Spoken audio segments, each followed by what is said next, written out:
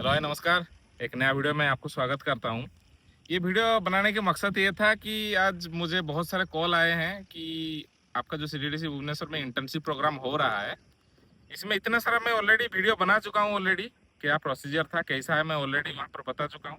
लेकिन कुछ कुछ अभी भी बहुत सारे बच्चों को डाउट है, जैसे कि फीस रिगार्डिंग, कौन सा कोर्स फ्री रहेगा, कौन सा कोर्स पेड रहेगा, उसके अलावा कि हॉस्टल कैसे मिलेगा, उसके बाद कि डॉक्यूमेंट्स क्या क्या चाहिए होगा एडमिशन के टाइम, रिपोर्टिंग कब करेंगे, अगर रिपोर्टिंग कितने बजे कर सकते हैं, कितने से कितने बजे तक कर सकते हैं, बहुत सारी चीज़ें हैं। उसके बारे में ही ये वीडियो मुझे बनाना पड़ा, क्योंकि ये सब छोटा छोटा चीज़ पूछ रहे हैं, इसके वजह से बनाना पड़ रहा है।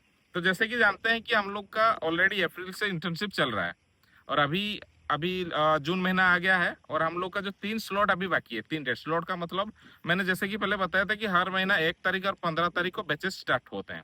अभी 1 तारीख जून वाला खत्म हो गया, अभी आपके पास 3 स्लॉट है, जैसे कि अभी जून 16 को और जुलाई 1 और जुलाई 15, 3 तो हो गया स्लॉट। तो इस स्लॉट में आपको या फिर इस डेट में एडमिशन करना है।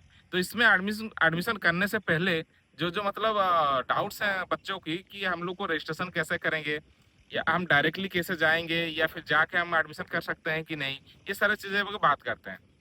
सबसे पहली बात कि रजिस्ट्रेशन प्रोसेस क्या है। रजिस्ट्रेशन प्रोसेस ये है कि सिंपली आपको कुछ ज़्यादा कुछ करना नहीं है, आपको cddc.gov.in में जाना है। वहाँ पर पहले ही पेज मतलब होम पेज में ही वहाँ पर लिखा आ रहा होगा कि इंटर्नशिप के लिए वो क्लास हो रहा होगा, वो क्लास हो रहा होगा, उसके ऊपर आपको क्लिक करना है। और जो भी कोर्स करना है, मान लीजिए कि इलेक्ट्रिकल के लिए या फिर सिविल के लिए या मैकेनिकल के लिए या फिर एनी ग्रेजुएट के लिए, जो जो कोर्स आपको चाहिए, आपको जिसके लिए आप इंटर्नशिप करना चाहते हैं, उसके ऊपर आपको क्लिक करना है। वहाँ आप जाइए, वहाँ जाके आप रजिस्टर कीजिए। रजिस्टर करने के बाद अभी मेन पॉइंट सुनिए, वहाँ पर जो भी कोर्स का नाम वहाँ पर आ रहा होगा रजिस्ट्रेशन करने के बाद, कि वहाँ पर लिखा होगा कुछ कोर्स में, कुछ एक मान लीजिए कि मैं एग्जांपल लेता हूँ, ऑटो कार्ड। ऑटो कार्ड में लिखा है, लेकिन ऑटो कार्ड कोर्स के राइट साइड में एक स्टार मार्क है। तो इससे आप समझना ये है कि अगर कोई भी कोर्स के बाद स्टार मार्क है, तो वो कोर्स फी आपको देना पड़ेगा। मतलब वो कोर्स फी आपको हर किसी के लिए पेड है, जैसे कि एसटी हो गया, एससी हो गया, जनरल हो गया, ओबीसी हो गया, सबके लिए ये पेड है। मान लो कि ये कोर्स का नाम दूसरा भी है, कोई पीएलसी है, कुछ भी एग्जाम्पल के लिए बता रहा हूँ। उसमें मान लीजिए कि कोर्स का नाम खाली लिखा हुआ है, लेकिन कोई स्टार मार्क नहीं है। उसमें आपको ये समझ लेना चाहिए कि वो जो कोर्स है एसटी एंड एससी कैटेगरी के लिए फ्री है, और जो एससी बीसी ओबीसी और जनरल कैटेगरी में आते हैं उनके लिए ये फ्री ऑफ कॉस्ट नहीं है। ये चीज आपको याद रखना है, इसमें कंफ्यूजन नहीं होना है। ये रह गया कोर्स फी के रिलेटेड। अभी बहुत सारे कॉल करते हैं कि मुझे पूछते हैं कि इसका कोर्स फी क्या है, कैसा है। तो उसके लिए सिंपल जाना है, वही चीज सेम प्रोसीजर सेम है, cddc.gov.in जाना है। वहाँ पर आपको जो पूरा लिस्ट, आपका जो जिस जिस चीज़ में आपको इंटर्नशिप करना है उसका पूरा लिस्ट वहाँ पर है। वहाँ देखिए, उसके कोर्स के राइट साइड में कोर्स फी लिखा होगा। अकॉर्डिंगली आप वहाँ पर चूज कीजिए, और कोर्स फी वगैरह का और उसका ड्यूरेशन कब, कौन सा डेट में आपको करना है, वो सब वहाँ पर अवेलेबल है। वहाँ पर जाइए, सिंपल जाके इसको आपको रजिस्ट्रेशन करना है। अभी आता है कि जो लोग पेड कोर्सेज करना चाहते हैं, जैसे कि course fee general and OBC SC BC के लिए बताना चाहता हूँ, जो कि कोर्स फीस एग्जेम्प्टेड जिनको नहीं है, उनके लिए सिंपल ये करना है कि आपको वहाँ जाइए, रजिस्टर कीजिए। रजिस्ट्रेशन करने के बाद आपको एक 1000 रुपीज का इनिशियली पेमेंट करना हो। ऐसे मैं बता रहा हूँ, SC BC OBC general category के जो कोर्स एग्जेम्प्टेड हैं, एसटी एंड एससी के लिए एग्जेम्प्टेड है, बट ओबीसी जनरल ओबीसी के लिए नहीं है। वहाँ पर जाइए, पूरा कोर्स फी यहाँ पर दिखाएगा। वहाँ पर इनिशियली आपको एक 1000 रुपीज का पेमेंट करना है, और जो भी बाकी रहा आपका जो पेमेंट, आके जिस दिन एडमिशन, मान लीजिए कि जून 16 को आपने बुक किया है, तो जून 16 को आपको यहाँ आके ऑफिस में डायरेक्टली आप पेमेंट कर सकते हैं। अदरवाइज वहाँ पर दो भी ऑप्शन है, आप 1000 पेमेंट कर सकते हैं, अदरवाइज आप फुल पेमेंट भी कर सकते हैं, आपका मर्जी, कुछ भी कर सकते हैं। ये मैंडेटरी नहीं है। ये रह गया ऑनलाइन रजिस्टर प्रोसेस। और दूसरा बात भी एक ये है कि ऐसा है क्या, बहुत सारे पूछते हैं कि ऑनलाइन रजिस्टर करना जरूरी है क्या। जी नहीं, ऑनलाइन रजिस्टर करना जरूरी नहीं है।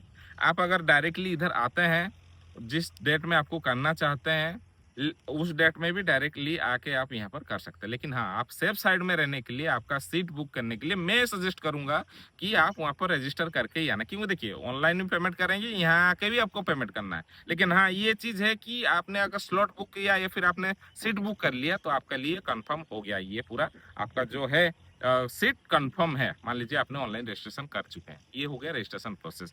अभी आते हैं सीधा, हम डायरेक्टली आ जाते हैं, लंबा हो जा रहा है वीडियो थोड़ा, तो हम डायरेक्टली आ जाते हैं कि कोर्स फी तो खत्म हो गया। अभी हॉस्टल के रिगार्डिंग बहुत सारे लोग कॉल कर रहे हैं कि हॉस्टल क्या मिलेगा, कैसा मिलेगा, कैसा फैसिलिटीज है। देखिए, हम लोग का जो हॉस्टल फैसिलिटीज है, हम बेड वाइज देते हैं आपको। जो और ये एक सब्जेक्ट टू कंडीशन ये है कि अवेलेबिलिटी क्या है आपका। मान लीजिए कि आप जिस दिन आ रहे हैं वो अवेलेबल हैं, तो आपको पर बेड 1700 रुपया दे के आपको 1 महीना के लिए मिल जाएगा। ये रह गया अभी, अगर अवेलेबल है।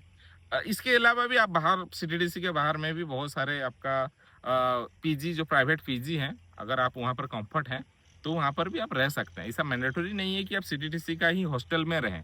अगर हॉस्टल में रहना चाहते हैं तो ये डिपेंड करता है कि अवेलेबल, अगर बेड अवेलेबल है तो आपको ये इजीली मिल जाएगा। 1700 रुपया पर बेड लेंगे और आपको यहाँ पर बेड लीजिए। लेकिन सब्जेक्ट टू कंडीशन ये है कि आपको अवेलेबल होना चाहिए। जो बेड हम लोग का हॉस्टल में बेड या फिर सीट, हॉस्टल के लिए बता रहा हूँ, अवेलेबल होना चाहिए। अगर अवेलेबल है तो मिल जाए। ये बहुत मतलब बॉयज एंड गर्ल्स के लिए, मैं दोनों के लिए बता रहा हूँ। ये रह गया हॉस्टल बेड के रिगार्डिंग। और अभी आते हैं कि हॉस्टल का बेड बहुत सारा पूछते हैं कि सर हम पहले से अगर नहीं मिल रहा है तो हम डायरेक्टली पहले से जब हम बुक करते हैं, जैसे कि हम अभी 16 तारीख के लिए हम कोर्स के लिए रजिस्ट्रेशन कर रहे हैं, अभी आपको मिल पाएगा कि नहीं हॉस्टल दे? नहीं, ऐसा नहीं है, आपको उस दिन ही आना पड़ेगा।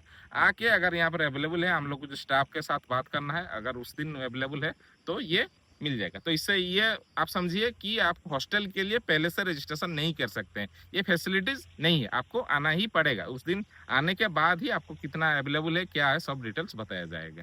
ये रहेगा हॉस्टल के रिगार्डिंग।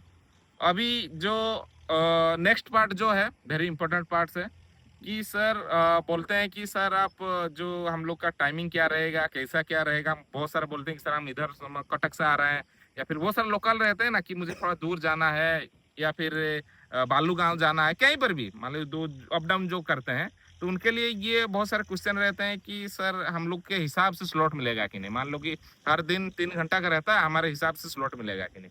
इसके भी बारे में मैं बता देना चाहता हूँ। ये स्लॉट का जो सिस्टम है, बैचेस कितना चल रहे हैं, कौन सा बैचेस खाली है और कौन सा बैचेस के लिए आपको अलाइन किया गया है, उसके ऊपर ही डिपेंड है। मतलब इसका सीधा सीधा कहने का मतलब ये है कि आप जिस दिन आएंगे उस दिन ही आपको सर लोग बता देंगे कि आपको कौन सा स्लॉट मिलेगा, कितने से कितने बजे वाला स्लॉट मिलेगा, ये सब सारी ही बताएंगे। ये भी अवेलेबिलिटी के ऊपर डिपेंड। मैं आपको पहले से नहीं बता सकता हूँ कि सर कौन सा मिलेगा, कि कौन सा नहीं मिलेगा, या फिर कितने बजे वाला मिलेगा। वो आपको उस दिन आके ही ये मानना पड़ेगा, मतलब ये आपको इन्फॉर्मेशन मिल पाएगा।